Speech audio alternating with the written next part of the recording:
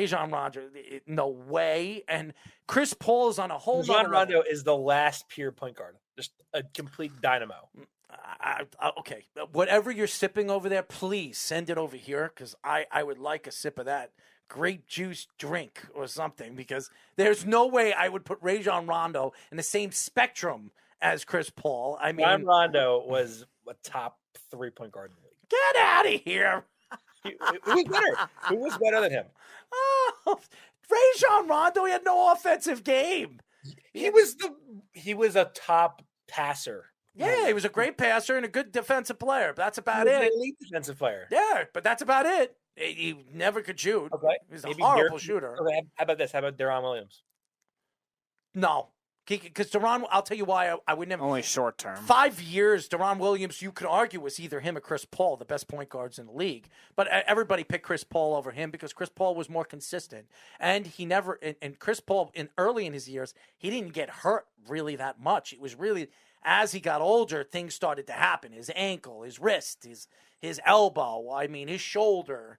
You heard all the different things that happened to Chris Paul. But I'm telling you right now, Chris Paul, and I watched some of the greats, John Stockton, he is the greatest all-around point guard I've seen in the last 15 years to come out of the NBA. And the fact that the NBA doesn't appreciate the game that this guy produced, and they don't. They really don't. Because a guy that made a team go all the way from at the 10th or 11th seed in the Western Conference all the way to the number 1 seed in NBA Finals, and he didn't even sniff an MVP category is a catastrophe. A catastrophe for the NBA. And the NBA needs to open up their eyes and realize what a great player is. You're right. There was no development of DeAndre Ayton or you want to talk about DeAndre Ayton? Or there was no development of Devin Booker either, who is, you could argue, is a better player than Chris Paul. He's a better shooter. All around game, not a chance. And as far as DeAndre Ayton, go ask DeAndre Ayton who made him a great player. Okay? Go listen to what DeAndre Ayton said after they made it to the finals, who was the reason why his game has changed. And the answer is one player and one player only. His name is Chris Paul. Okay. My point is that it's not one guy. You can't correlate. No, it's not. But one guy is the catalyst that could change a team. Could change. Like Steph Curry is a catalyst. No, he's not. No, he's not. Because I'll tell you this right now: as good as Steph Curry is, has he done it without Clay? Has he done it without? Has he done it without Clay? They're 25-6. Has he done it without Clay? Has he won a championship? Has he gone to the finals without Clay? He hasn't had a chance to. Has he gone to really? When? What chance has he had to go to the finals without Clay? I just asked you. Has he done it without Clay? No, he has not. Okay. He also hasn't had a chance. All right. I'll tell you this.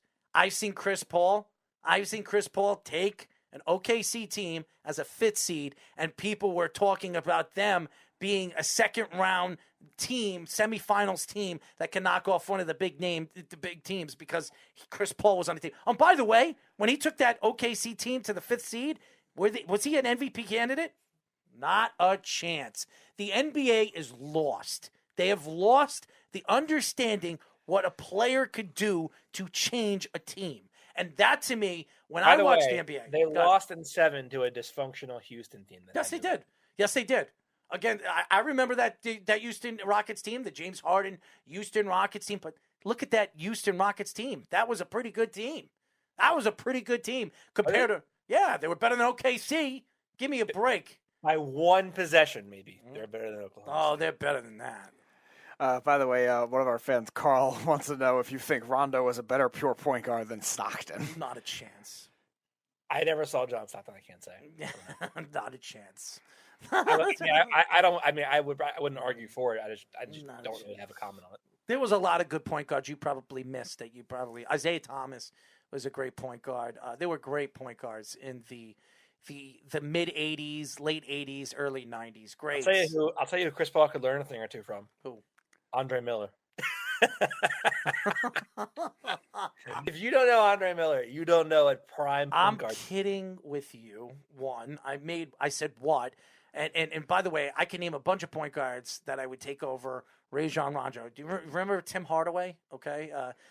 I don't remember Tim Hardaway. I was too young. Oh, I'm sorry. Tim Hardaway would have dominated practically every single one of Was these he a point point guard guards. or a shooting guard? He was a point guard. He's one guy. Point guard on Miami. Then is James Harden a point guard? And Golden State, by the way. James Harden a point guard? No, he's a two. I think that's what Steph Curry is too. I think they're twos. Okay. What, So I think we have a league where there is literally no point guards and all shooting guards that are macerating. there might be three predominant point guards, I would say, that are pure point guards in the NBA right now. Chris Paul being one of them. John Morant is another. And the other, what's the kid that's on Utah? Donovan Mitchell. No, Conley. Yep. Conley is the other one. I think. I would also say Ben Simmons. Pure Well, guard. I think Ben Simmons is he could be the point guard. I think he's more of a 3 or a 4. That's what I think he is. He could play. He's LeBron. He could play the what do we call it? The point 4. That's what he Point is. forward, yeah. That's what he is. Point wing. Yeah, that's what he is. The problem with him is he can't shoot the 3, and he's a terrible free throw shooter.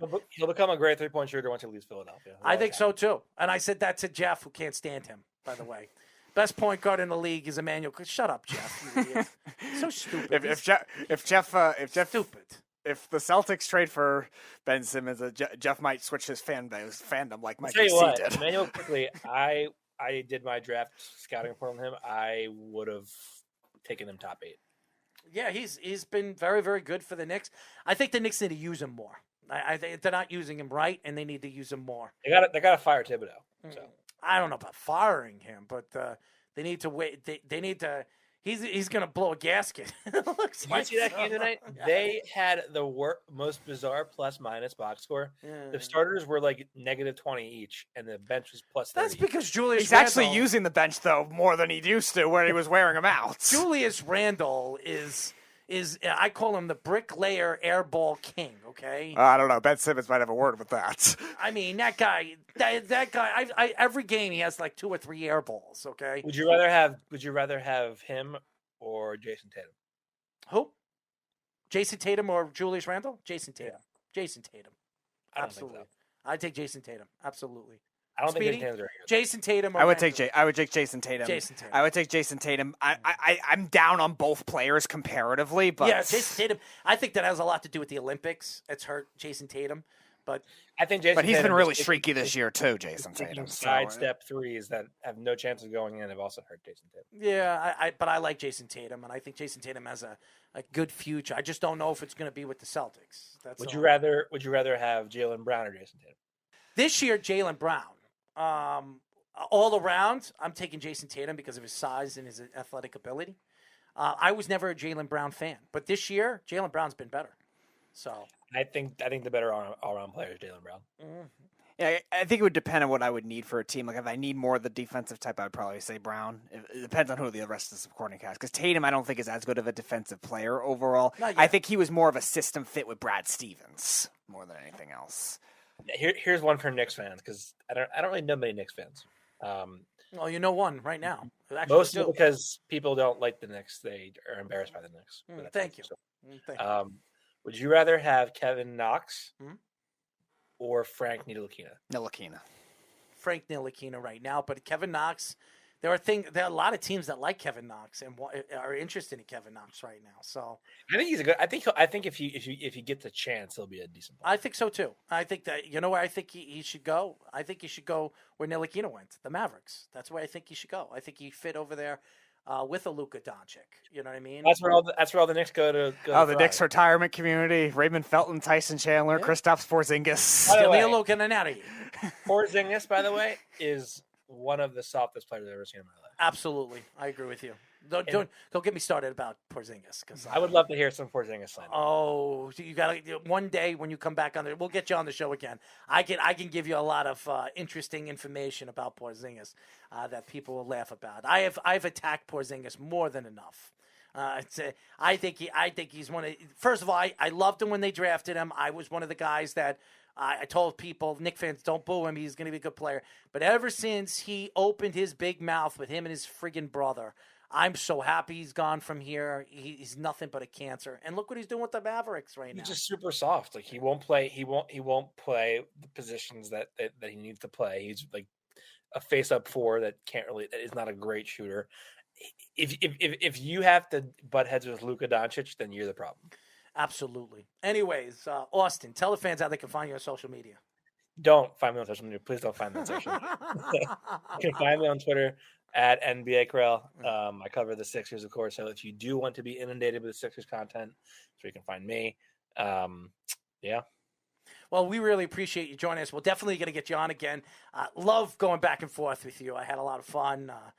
So did I. I'm going to make sure that by the next time you come back, you're going to be a little bit more educated on Chris Paul. Oh, really? Really? I'll tell you what. I'm going to send you some education on Chris Paul that maybe you'll be more educated on Chris Paul. But I'm just saying, who has won more playoff series? Listen, I'm not arguing the point, but look at who Chris Paul played with, okay? He played with Blake Griffin. Blake Griffin?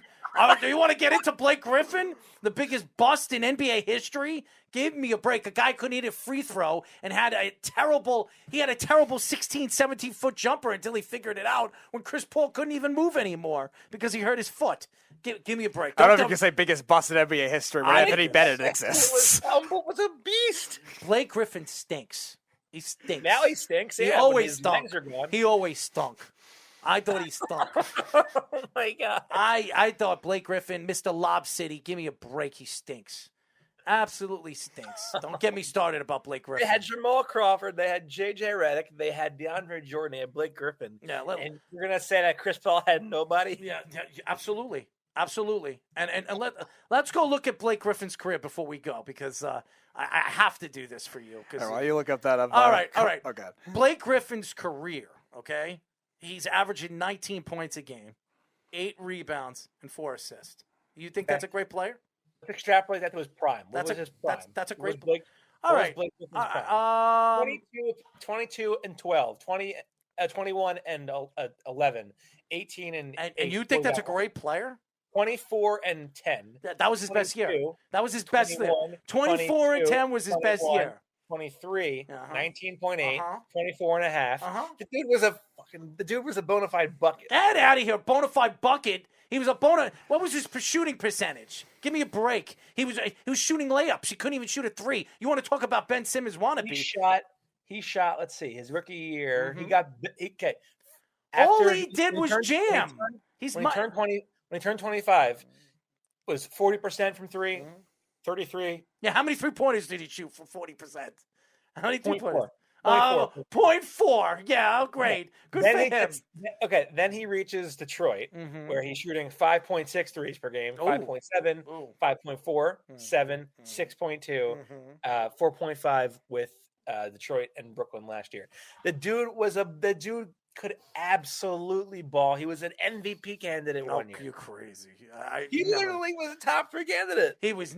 I know, because the NBA is blind. That's why the NBA makes Blake Griffin a top 3 candidate. Won't put Chris Paul as a top 3 candidate, taking a Phoenix Suns team that had no business being the number 1 seed into the finals. Chris Paul is very good at. He's very good at writing the sob story. Oh, get out of here! Get out of here! Oh my God, my Austin arm got dislocated in Game 6. Let me go get eliminated in 7 games and then wonder why. Blake Griffin is one of the most overrated players in NBA history, by far. He was ridiculous in his prime. He was ridiculous, all right.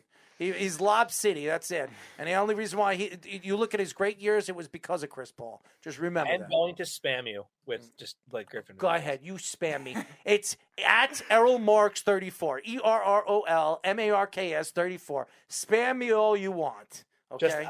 You're just going to get tags from me. Speedy, you send him my Twitter. Let him see. You can spam me all you want, and I'm going to spam you with Chris Paul stuff.